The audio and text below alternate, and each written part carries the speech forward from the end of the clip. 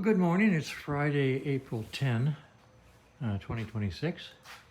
And the electrical system on this bike is operational. I went through it yesterday in yesterday's video and showed everything works. And I strapped down all the wires so they're neatly bound.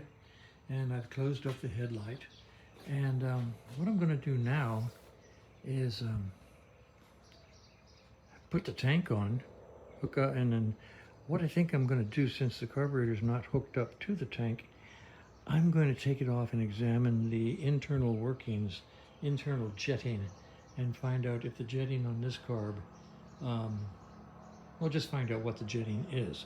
This bike is never run on this carb, according to the client. I don't know if the timing's been touched.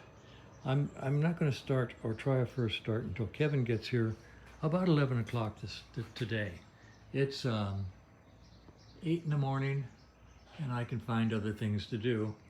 So Kevin will be here about 11 and we'll do a first start at that point in time. In the meantime, I'm going to put the tank on. I won't put the seat on, but I'll put the tank on and put the plugs in the head and go ahead and close up the points case and basically dress the bike out so that it's ready for a first start when Kevin gets here. And that's the way it is this morning here on Griswold Road. Okay, Kevin, big K, took the Mikuni apart, pulled out the individual jets. This is what I consider to be the optimum best total 100% magnificent types of needles and needle jets to be used in a 34 millimeter Mikuni, mainly because this is what I have in my bike, and boy, my bike runs good.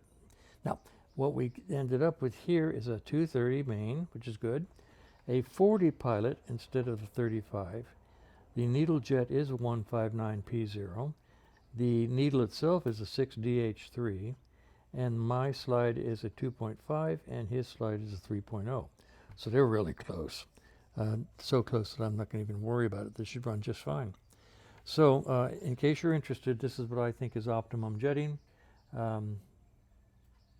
If yours is different and you like it, cool. All right, that's all.